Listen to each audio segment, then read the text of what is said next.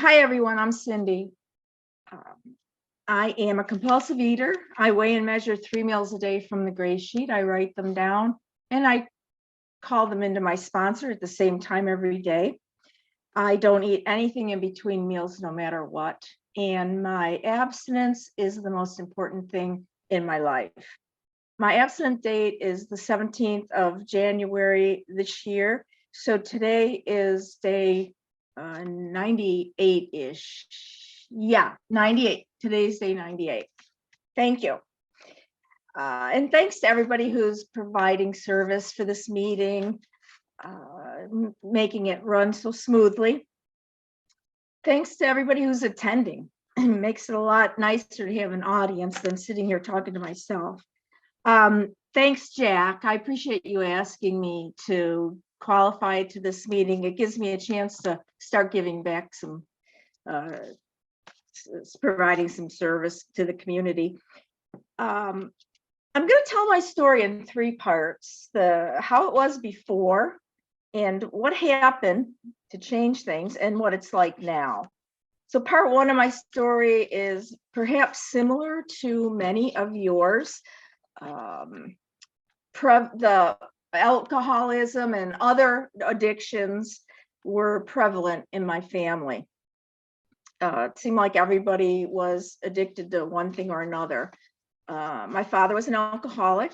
He was violent and abusive. We walked around on eggshells, constantly just waiting for him to explode, which was all the time, it seemed. And my mom was the breadwinner of the family. My dad could never keep a job because he used to beat up his bosses and punch out his coworkers. So my mom was a breadwinner. She worked mostly factory jobs. She worked mostly night shift. And so we were left alone a lot. And I'm the eldest of the family, the eldest of the kids. So I was responsible for myself and for my younger siblings while my mom was at work.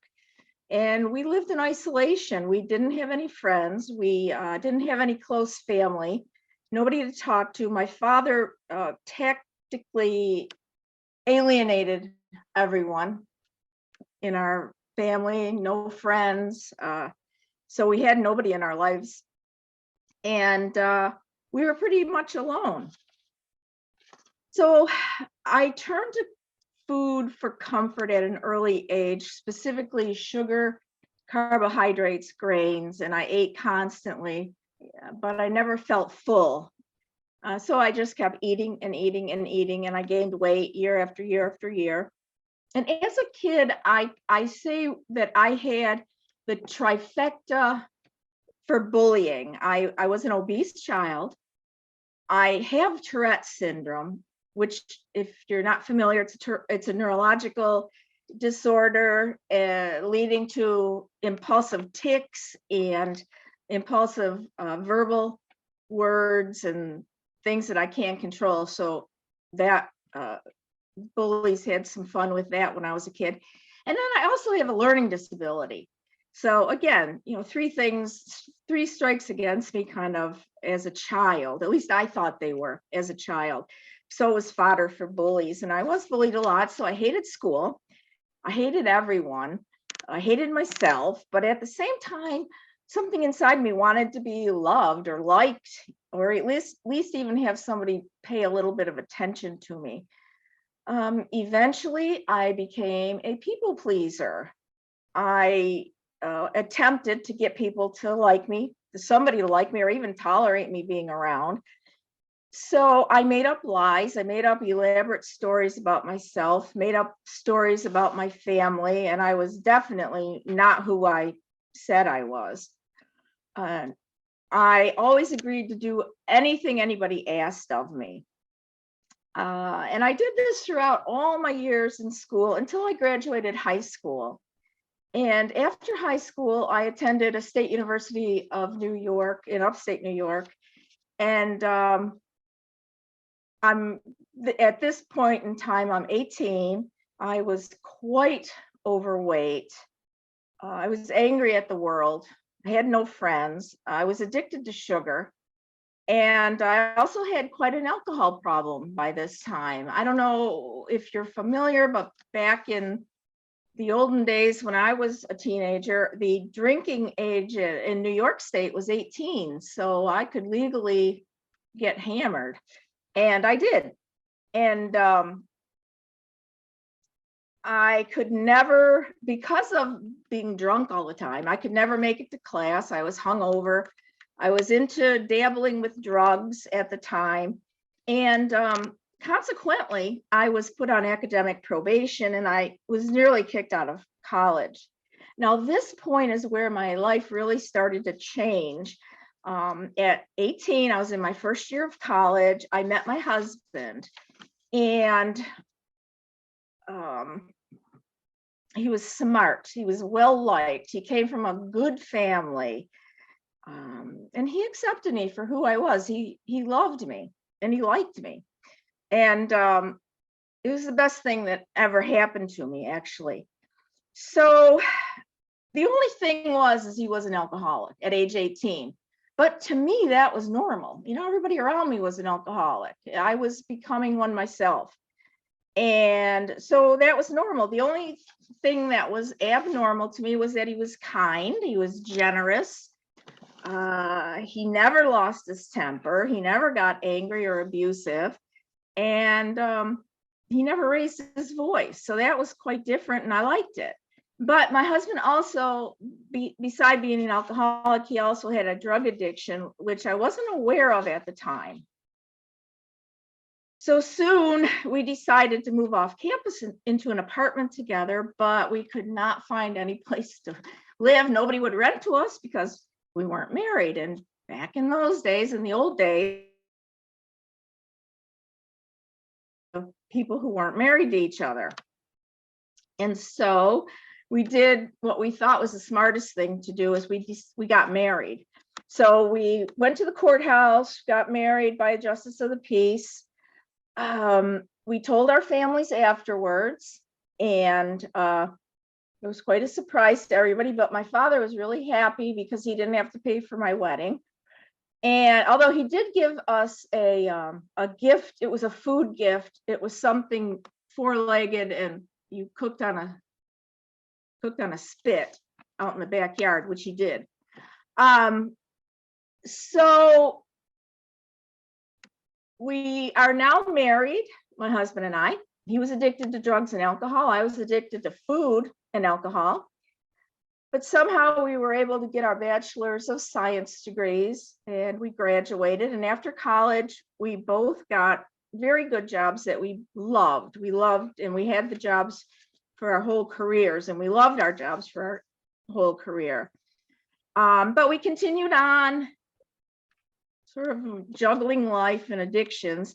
And we went along this way until we were 30. So from 18 till we were 30, it was at 30 we decided we wanted to have kids. And my husband decided he needed to change. So he joined AA. He stopped drinking alcohol. Eventually he gave up the drugs as well. And then I got pregnant and I stopped drinking. I stopped doing drugs throughout my pregnancy, but my eating was still totally out of control. I was eating for two, I thought. So it gave me a green light, even though one of us was only the size of a lima bean. But nevertheless, I was eating for two, and boy, did I take advantage of that. So during my pregnancies, both pregnancies, I developed a bunch of medical disorders: hypertension, thyroid disease, allergies, high cholesterol. I was very overweight, very unhappy with myself. So here I am at 30, 33, and I had two babies. And my husband and I had a mortgage, and we had our careers, and I was really busy. And lo and behold, because I was so busy, I was at a kind of a normal weight.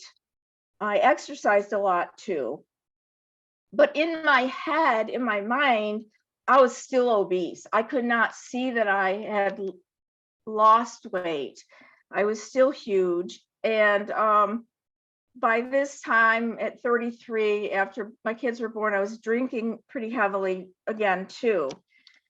So I was obsessing with everything. I was eating, fasting, going to diet programs, joining gyms, going to exercise classes. And I was just so fearful and anxious and depressed and obsessed. And I began to cycle losing weight and gaining weight. And Cindy, I was 5 minutes in, 5 minutes. thank you. And I was just totally a mess. So my husband persuaded me to go to a doctor, and she put me on medication for she diagnosed me with binge eating disorder, put me on medication for anxiety and depression. And that seemed to help, but I was still really eating too much and drinking too much. And I did keep gaining weight. So what happened?